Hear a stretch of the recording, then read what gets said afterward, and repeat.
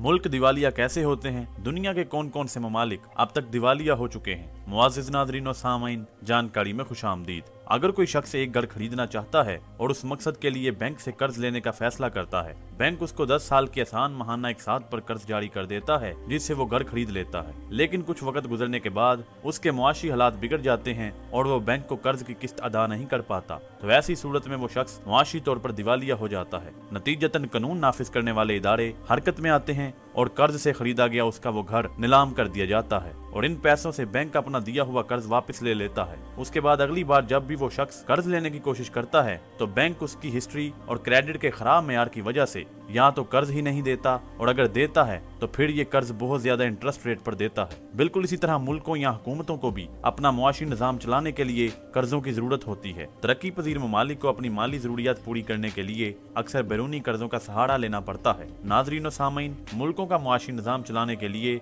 सिर्फ मकामी करेंसी काफी नहीं होती। अपनी जरूरियात पूरी करने के लिए तकरीबन हर मुल्क दूसरे ममालिक से मुख्तलिफ अशिया दरामद करता है, जिसके लिए गैर मुल्की करेंसी खसूसन डॉलर की जरूरत पेश आती है। डॉलर की कमी पूरी करने के लिए मुआशी तौर पर कमजोर ममालिक को बैरूनी कर्जों का सहारा लेना पड़ता है। मेगा प्रोजेक्ट्स जिनके लिए सामान की दरामदात या बैरूनी सर्विसेज दरकार हों तो उनकी तकमील में मदद के लिए बड़े बड़े बैनुल अक़वामी तरक्कियाती बैंक जैसा कि वर्ल्ड बैंक या एशियन डेवलपमेंट बैंक छोटे ममालिक को कर्ज फराहम करते हैं। इसके अलावा फॉरेन करेंसी में कर्ज हासिल करने का एक फॉरेन एक्सचेंज बॉन्ड्स भी हो सकता है। IMF यानी इंटरनेशनल मॉनेटरी फंड माली बहरान के शिकार ममालिक को कर्ज की सूरत में माली मदद फराहम करता है। माली बहरान की वजह तरक्कियाती मंसूबों की मद में लिए गए कर्जों की अदायगी, करंट अकाउंट खसारा पूरा करना या दीगर बैनुल अक़वामी अदायगियों में मुश्किलात हो सकती हैं। दोस्तों, कर्ज जैसा भी हो उसकी अदायगी एक मुआहदे के तहत मखसूस शराइत पर होती है जिसकी पासदारी करना कर्ज लेने वाले के लिए बहुत जरूरी होती है। अगर कर्ज लेने वाले मुल्क की जानिब से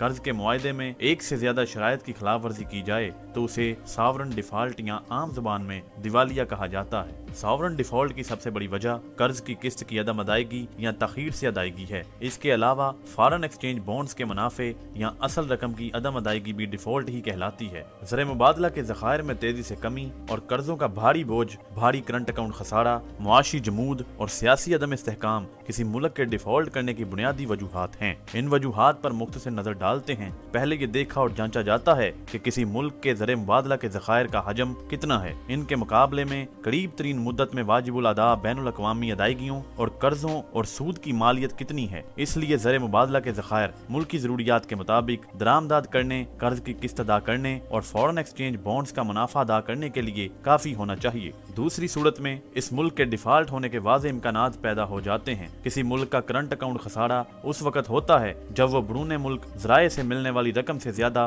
बैरून मुल्क भेजता है। तजारती खसारा आम तौर पर करंट अकाउंट खसारे का सबसे बड़ा जुज्व होता है। तजारती खसारे से मुराद किसी मुल्क की बरामदात से होने वाली कमाई और दरामदात पर होने वाले अखराजात का फर्क होता है। तजारती खसारा उस वक्त जब कोई मुल्क बरामदात पर कमाने से ज्यादा दरामदात पर खर्च करता है। उसके अलावा आमदन से ज्यादा अखराजात भी कर्जों के हुसूल की एक बड़ी वजह है। ज्यादा अरसे तक चलने वाला भारी करंट अकाउंट खसारा भी किसी मुल्क के दिवालिया या डिफॉल्ट होने का सबब बन सकता है। मुआशी जमूद भी दिवालिया की एक वजह हो सकता है। मुसलसल मुआशी जमूद किसी मुल्क की मईशत को कमजोर कर देता है जिससे मुल्क की आमदनी बढ़ाना मुश्किल हो जाता है, जिससे मुल्क की कर्ज अदा करने की सलाहियत कम हो जाती है। सियासी अदम इस्तेहकाम के बाइस भी मुल्क में मुआशी पॉलिसियों का तसलसल बरकरार नहीं रहता, जिसकी वजह से मुल्क में गैर मुल्की सरमायाकारी लाना बहुत मुश्किल हो जाता है। इसी तरह मालियाती बदइंतजामी भी सरमायाकार के अदम एतमाद की एक बड़ी वजह है जो मुल्क की मईशत के लिए शदीद नुकसानदेह है। माजी करीम में बहुत से ऐसे ममालिक की तारीख मिलती है जो गैर मुल्की अदायगियों पर डिफॉल्ट कर चुके हैं। उनमें वेनेजुएला, एक्वाडोर और अर्जेंटीना ऐसे ममालिक हैं जो एक से जायद बार डिफॉल्ट कर चुके हैं। आज अमेरिका को दुनिया की सुपर पावर कहा जाता है, मगर 1840 की दहाई में अमेरिकी मईशत भी दिवालिया हो चुकी है। उस वक्त अमेरिका की 26 में से 19 रियासतों ने अपने कर्जों पर डिफॉल्ट का ऐलान किया था। उस वक्त डिफॉल्ट की वजह यह थी